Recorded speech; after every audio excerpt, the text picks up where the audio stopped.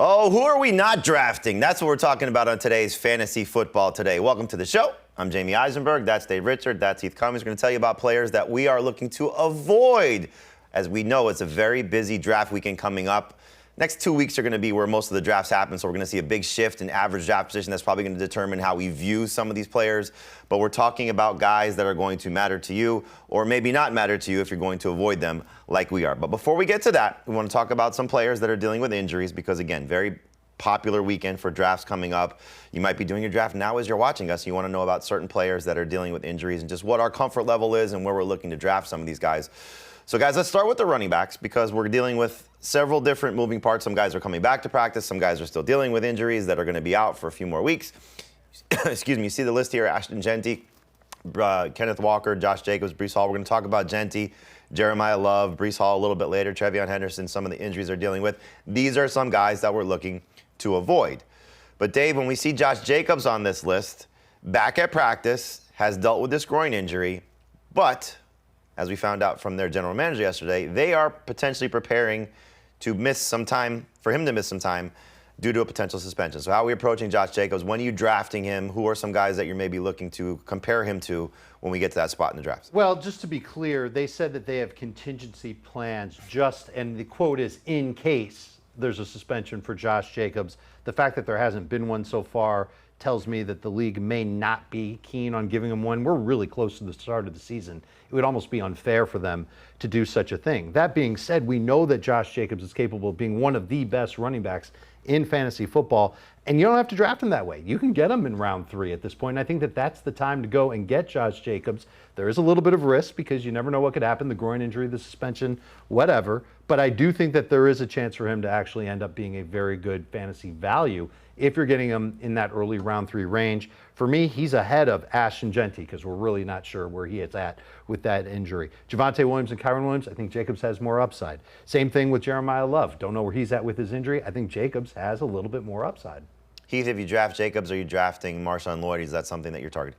I would like to. I'm probably not going to force it, depending on the depth of the league. We were just talking about this situation before, but I think those handcuff situations with the guys that are really uncertain right now, if you're in a deeper league where it's going to be harder to have 3 starting running backs or harder to replace them on the waiver wire, then it's more important to me to go get Marshawn Lloyd.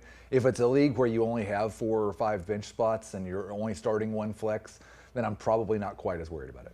It's good that we all got the memo, by the way, to wear black today, yes. So we're all in agreement. Let's talk about a bust episode. That's true. We want to use the word bust. Do not draft. Do not draft. Do not draft.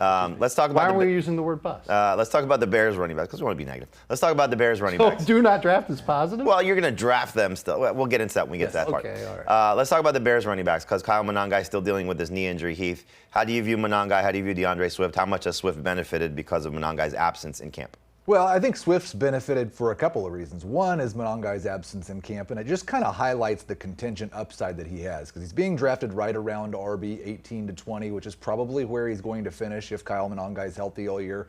So you're kind of drafting him where he's going to finish, but he has that upside if Monangai misses time. The other reason he's been upgraded was a lot of the names that Dave just said, a lot of the names we're talking about right now have fallen below him. So I like him. There's a big tier of running backs that I have at the 3-4 turn. He's in that tier. I'd prefer to draft him early in round 4. All right, so we'll see how this goes with Monangai. Expected to be ready for week 1, but really helping the situation for DeAndre Swift. What's also helping the situation in Carolina for Jonathon Brooks is Chuba Hubbard dealing with his injury as well, battling a hamstring problem. So Dave Canales kind of gave us this, landscape of what it would look like when both guys are healthy. How are you viewing the Panthers backfield? I don't really want to reach for either guy, and the fact that we can get Chuba Hubbard pretty late right now in drafts because he hasn't been practicing and people are worried about this injury, it actually encourages me to take him and play the long game with Chuba Hubbard. And I'm not saying that Chuba Hubbard is a better running back than Jonathon Brooks, but I can't say that he's not either. We haven't seen Jonathon Brooks play much in 2 years in the NFL. And so far this preseason, he's had a couple of moments. He's looked all right, but I still view Chuba Hubbard as somebody who can handle passing downs, might be better suited for the goal line than Jonathon Brooks. Maybe they want to keep Chuba Hubbard in there. And I know the coaching staff likes him a lot. If they both are there week 1 and they stay healthy all season long, Brooks is the one you're going to want to have on your fantasy team. He should be better. He should get more touches, kind of like how Rico Dowdle did last year. But it's not like Rico Dowdle finished there. He had his moments, but but he didn't finish the year as one of the great running backs of fantasy football. Yeah, hopefully they'll get their tackle situation straightened out, because both left tackle and right tackle dealing with injuries, so that would certainly help things. But this is going to be a team that we know is going to try and run the ball, so hopefully one of these two guys stands out. Heath, we got both Commanders running backs battling injuries right now. Ja'Cory Krosky-Merritt, something's going on with his lower body, not expected to be serious. Rashad White's got this hamstring injury that's kept him out for about a week. How do you view those two guys going into the season? Almost exactly the same way that I view Jonathon Brooks and Chuba Hubbard. I think that the roles might be pretty similar. There may be a little more pass catching for Jonathon Brooks, and we may be a little more certain that Ja'Cory Krosky-Merritt is a good NFL rusher, because he did lead the NFL in success rate last year. But I have Brooks one spot ahead of Ja'Cory Krosky-Merritt. I'm taking both of those guys in round 7. I have White one spot ahead of Chuba Hubbard. I'm taking both of those guys in round 10. Yep, makes sense if you're just looking at it from who's going to do what roles. I just wonder with the Commander situation that Rashad White can probably do everything. Yeah. I don't think Ja'Cory Krosky-Merritt, they want him to do everything. Well, I think that's kind of with Chuba, too, Yeah. though. Like, we've seen him be a workhorse running back in the past. Like, he could do everything. Right. All 4 of these guys, if one guy gets hurt, I think could be really crush their value. And Washington's another team with offensive line issues. In fact, they're worse there than they are in Carolina. We're hoping that the tackles for the Panthers come back. There's not going to be a return of Laramie Tunsil at left tackle for Washington, and their center is also banged up. Yeah, not ideal, and they were really struggling in their joint practice with the Ravens this week. All right, let's look at the wide receivers here. We'll go a little bit faster on some of these guys here. So we'll show you the list of the players that are battling injuries here. It starts with Puka Nacua, goes down through Xavier Worthy there. We'll get to a couple of these guys when we talk about our do not draft list as well. Mike Evans and DK Metcalf are on those lists. But Heath, when you look at the situation with the Rams, Puka Nacua has now missed significant time with the groin injury. Another player who may be facing a possible suspension. What does his injury status do for him? Because he's going to be considered one of the top 5 or 6 overall players. Have you downgraded him at all? And then if he does miss any time, what does that do for Davante Adams? Yeah, I haven't downgraded him yet, but I did have him 4th. We've got that group of round 1 wide receivers, Chase, JSN, St. Brown, and Puka. He's been 4th for me. He's still 4th for me. It would take something more for me to move him behind CeeDee Lamb, Drake London, Jefferson, that group.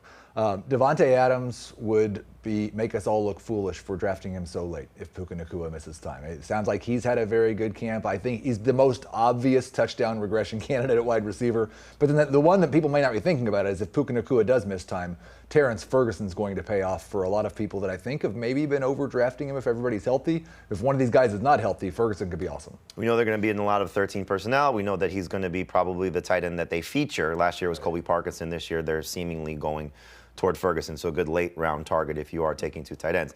Dave, I know you've been very excited about Emeka Egbuka. We're all looking forward to seeing what he could do without Mike Evans there, but still battling this toe injury. Similar situation. How you view Egbuka, and then what does this do for Chris Godwin? I saw the Buccaneers practice against the Jaguars earlier this week, and there doesn't seem to be much pessimism about Egbuka's availability for week 1, but there is a little bit of cold water being thrown on him making that huge leap, the leap that I was kind of hoping that he would take this year and maybe be the 2026 version of Jackson Smith and Jigba. He should be ready to go week 1. I'm drafting him like he can finish the year as a quality number 2 wide receiver.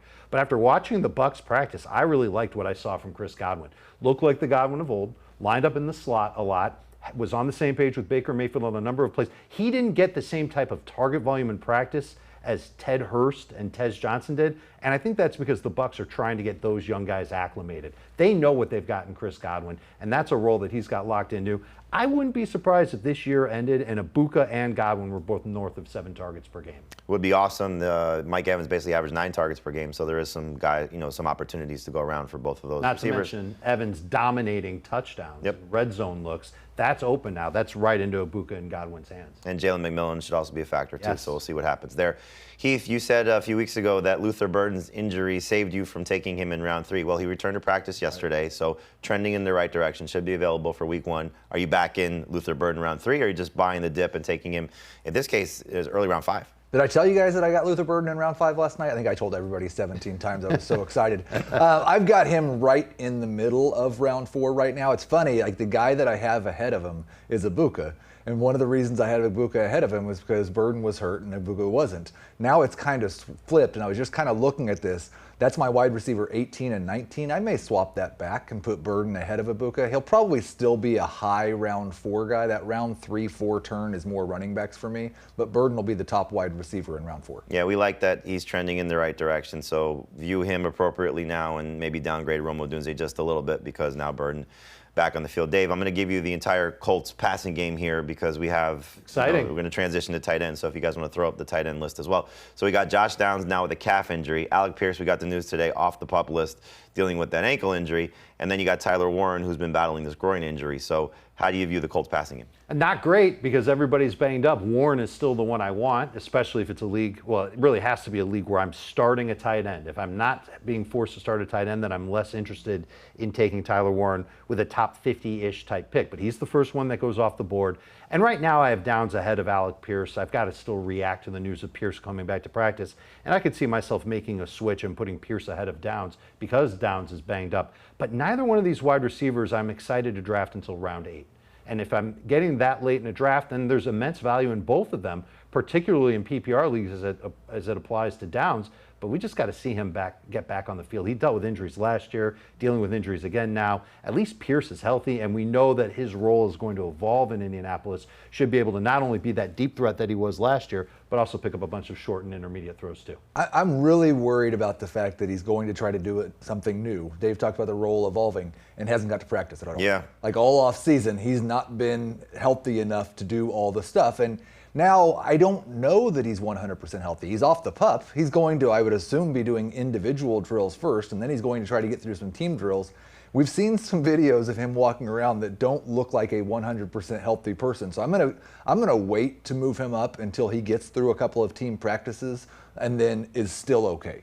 But where would you move him up to? Like, let's say he's got 2 weeks before the season. He's round 9 right now. Okay. He might get to the very end of round 7 for me. I don't imagine he'll be a top 80 pick. Right, Yeah, but a round 8 pick is where I think he lands. Yeah, I'm just, I think, out altogether. He probably won't get into the single digits for me. I just don't like what I've seen. I don't like what the expectation is. You know, you still have Daniel Jones coming off an Achilles injury, and they were not great together. And Keenan Allen. The majority of we can't Pierce's, forget about Keenan Allen. We forgot about Keenan Allen. the majority of Pierce's production came without Daniel Jones, Yeah. which is shocking that he was the one that was thriving with Phillip Rivers and then at the end with Riley Leonard. His production, you know, I know you like to do this, the percentage of his fantasy points was the last 6 games of the season when Daniel Jones was not there. All right, so on top of Tyler Warren battling the groin injury, a couple other 3 other tight ends that are dealing with injuries, some positive, some negative. You got Sam Laporta with the hip injury, back at practice, that's positive.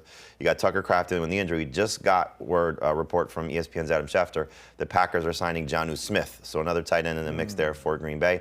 And then George Kittle dealing with the Achilles injury. So of these 3 tight ends, Heath, which is the one you feel the most confident in based on an injury standpoint? On the injury standpoint, I'm gonna go with Sam Laporta because he did have a back injury through the offseason. He was cleared from that. When I saw hip, I was worried because hip and back can sometimes go together. This sounds like it was just he got hit really hard in the hip. He took a couple weeks off. He was back. They said it was a very physical practice in his first practice back, and he was doing 11-on-11 work and was fine. So Sam Laporta, I'm not worried about. And in the case of Kraft and Kittle, both guys coming back from injuries last year, both have been activated off the PUP list, trending in the right direction. I wouldn't worry too much about Jonnu Smith going to Green Bay, impacting Tucker Kraft. Just another pass catcher that they can rely on there in Green Bay if they need it. Real quick, if you draft George Kittle, do you draft another tight end with him because of the concern that he might miss week 1? I think just given the fact that the game's in Australia, still the uncertainty of it, you should absolutely put somebody on your radar like a Terrence Ferguson. If you want to go with the higher end guy, Mark Andrews. Dalton Schultz. Dalton Schultz would be great. Juwan Johnson would be great. Dalton if you want one of these veteran guys that can still produce and be heavily involved.